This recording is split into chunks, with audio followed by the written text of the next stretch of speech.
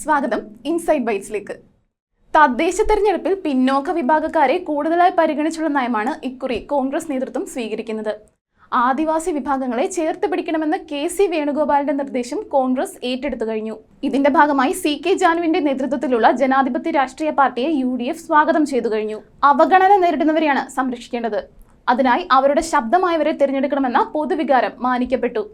കഴിഞ്ഞ ദിവസം ചേർന്ന UDF യോഗത്തിൽ ഇക്കാര്യത്തിൽ ധാരണയായി. അസോസിയേറ്റ് കക്ഷിയാക്കാനാണ് ധാരണ. ഇതിനിടെ കോൺഗ്രസിൽ നിന്ന് പിണങ്ങി LDFിൽ പോയ PV അൻവർ ഇക്കുറി UDFിന്റെ ഭാഗമായി പ്രവർത്തിക്കും.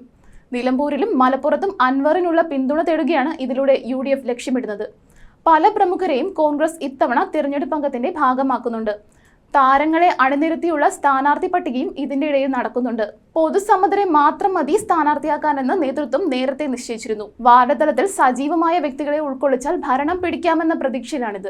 തദ്ദേശ തെരഞ്ഞെടുപ്പ് പ്രതിഫലനം നിയമസഭാ തെരഞ്ഞെടുപ്പിലും പ്രകടമായതിനാൽ ജാഗ്രതയോടെയുള്ള നീക്കമാണ് കോൺഗ്രസിന്റെ ഭാഗത്തുള്ളത്. വലിയ പൊട്ടിത്തെറികളില്ലാത്ത മത്സരമാണ് ഇത്തവണ കാഴ്ചവെക്കുകയെന്നാണ് വിലയിരുത്തൽ. കൂടുതൽ പൊളിറ്റിക്കൽ വീഡിയോകൾക്കായി ഇൻസൈഡ് ബൈറ്റ്സ് സബ്സ്ക്രൈബ് ചെയ്യുക.